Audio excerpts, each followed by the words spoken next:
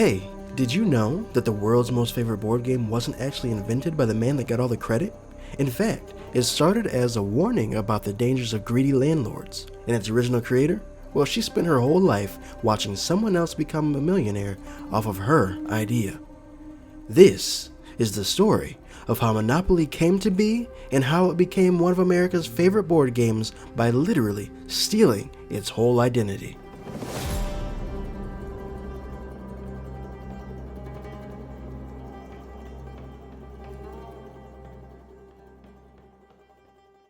Welcome everybody to another episode of Hey Did You Know, where we dig up the weird, the forgotten, and the downright strange corners of America. And before we dig into today's episode, I just want to make sure that you're following wherever you're listening because you're not going to want to miss an episode. We drop new stories every other Wednesday, and while you're here, might as well leave a comment. Let me know what you're thinking, and I might even read it on a future episode.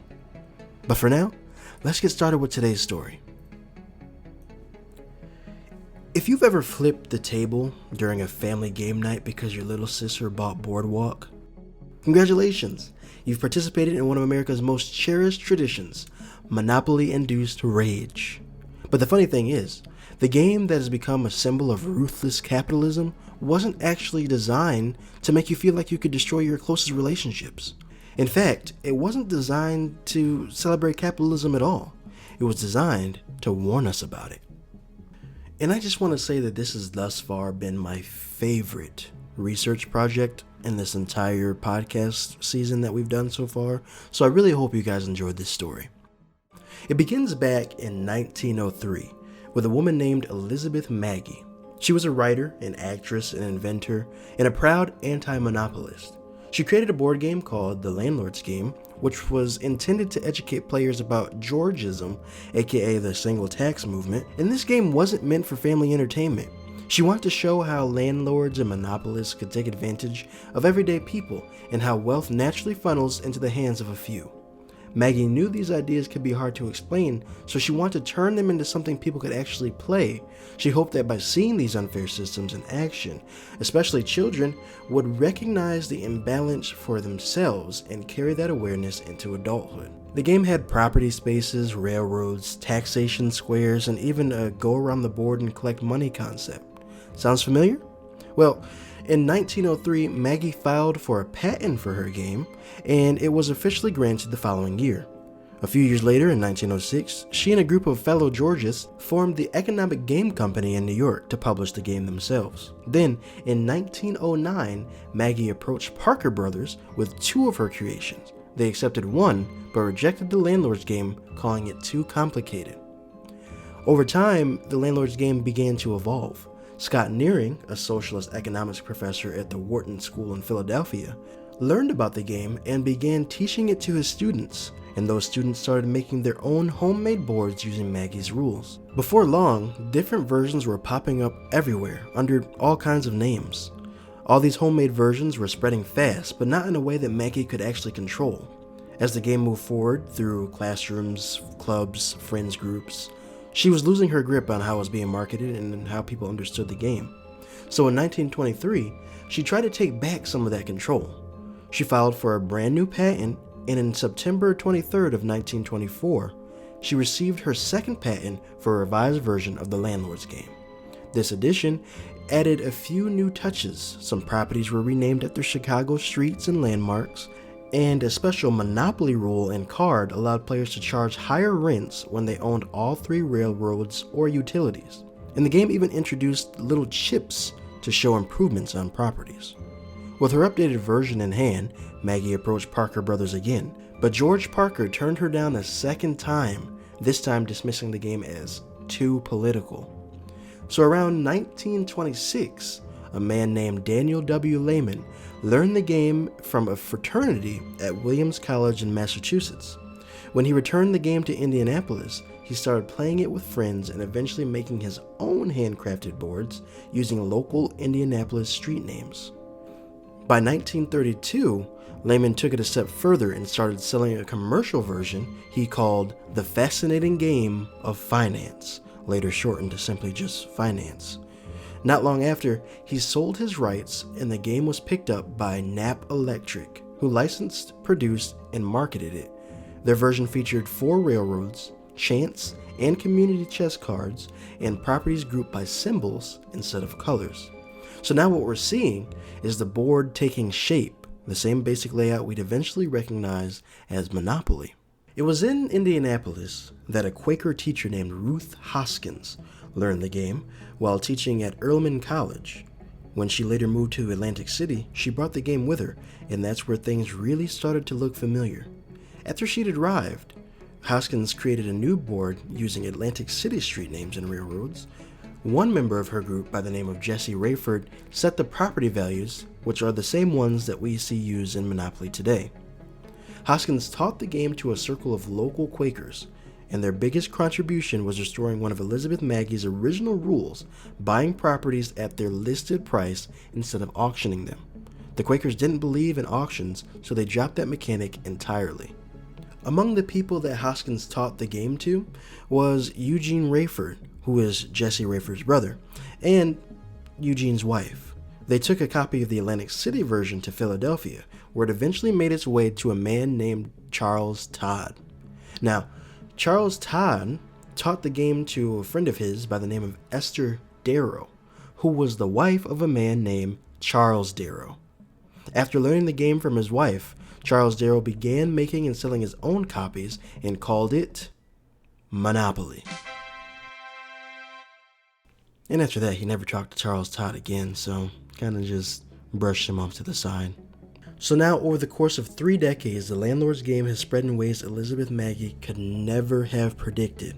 College professors taught it to their students, homemade boards were being made, and whole communities customized it with their own streets and values, which is actually something that's still happening modern day. If you go to your local Walmart right now, you could find a Monopoly board that has, your city's name on it. So it's very interesting that this is something that's just been kind of passed on throughout the years.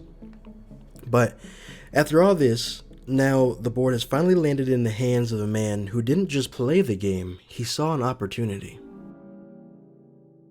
Charles Darrow began very small at first. He made every Monopoly board himself by hand with the help of his wife and his son William. Darrow sketched out the board and card designs himself, and then the family would sit together filling in colors, cutting out title deeds, and hand-making the chance and community chess cards. But as word spread and demand shot up, handcrafting sets at the kitchen table just wasn't going to cut it anymore. So Darrow hired a local printing company to produce cleaner, more consistent boards. And it was Darrow's version that introduced many of the visuals we now consider iconic, such as the black locomotive symbols on the railroads, the little car on free parking, the red arrow on Go, the faucet on Waterworks, the light bulb on Electric Company, and of course, the question marks on the chance spaces. Darrow first took his game to Milton Bradley, trying to sell it as his own invention, but they rejected it in a letter dated in May 31st of 1934, and later that year, he ended up bringing it to Parker Brothers himself, but on October 19th, 1934, they turned it down, calling it too complicated, too technical, and too long to play. But he didn't give up. Word of the game's success during the 1934 Christmas season, as stores in Philadelphia and FAO Schwartz in New York reached Parker Brothers, and the company's president contacted Darrow and arranged a new meeting in New York City. On March 18th of 1935, Parker Brothers bought the game, helped Darrow secure a patent, and purchased his remaining inventory. In April, the company realized Darrow was not the sole creator of the game. Rather than acknowledging Maggie or any of the earlier versions, Parker Brothers obtained a written statement from Darrow repeating his claim as a sole inventor, strengthening their marketing narrative. To further solidify their legal control, the company also purchased Maggie's 1924 patent and the copyrights of her other commercial variants. Later that year, Parker Brothers also bought the rights to finance from Knapp Electric, updating it and continued to sell it well into the 1970s. Even after Monopoly's success, similar games still kept popping up. One of them was a game called Inflation, designed by Rudy Copeland and published by the Thomas Sales Company. When Parker Brothers tried to enforce their patents, Copeland did not back down. He was ready to call a witness who could testify that people had played Monopoly long before Darrow claimed to have invented it. And rather than risk a messy trial, Parker Brothers settled with Copeland, allowing him to continue to sell his game while licensing their patents. Similar agreements were also made for other board games that were inspired by Monopoly: Big Business by Transogram, Easy Money by Milton Bradley, both of which were based on Daniel Lehman's finance. Parker Brothers even sold a game called Fortune, which in some of the editions were combined with finance. So, at this point, Parker Brothers weren't just selling Monopoly, they were creating a monopoly on Monopoly. Ironic, isn't it? They released two versions in the first year of owning the game: a standard edition with a small black box and a separate board, and a larger deluxe edition with a box big enough to hold the board. Both were based on the versions Charles Darrow had sold. These sets were also the first to include die-cast metal tokens as playing pieces. The classic battleship, cannon, clothing iron, shoe, top hat, thimble. George Parker himself even rewrote many of the game's rules, insisting that options for a short game and a time limit be included. As Monopoly's fame soared, the story and the idea behind the game was conveniently forgotten, but Maggie was not about to let history hand her credit to someone else. In 1936, Elizabeth Maggie spoke out publicly, giving interviews to newspapers including the Washington Post and the Washington Evening Star. She was frustrated and angry that Charles Darrow was being celebrated as the inventor of Monopoly. Maggie even presented her original game boards to reporters to prove her claim. She explained that she had received only $500 for the rights to her 1924 patent for the Landlord's Game, with no royalties. Meanwhile, Darrow had become a millionaire from the game's success. Sadly, Maggie died in 1948 at the age of 81, working as a secretary in Washington, D.C., never receiving the recognition that she deserved for creating the foundation of one of the world's most famous board games. The true story of Monopoly stayed hidden for decades, until the 1970s, when a man named Ralph Anspach accidentally dug it back up. Anspach was an economics professor, and in 1973, he created his own board game called Anti-Monopoly, which is a direct critique to the very system Monopoly was originally made to make fun of. Parker Brothers immediately sued him for trademark infringement, kicking off a legal battle that dragged on for nearly 10 years. But here's the twist. In trying to defend his own game, Anspach uncovered the receipts, actual historical documents, patents, and testimonies proving that the Landlord's Game had existed long before Charles Darrow had ever sold his first homemade board. In 1979, Anspach won his case on appeal, and those records became part of the public court files, finally pushing the truth into spotlight.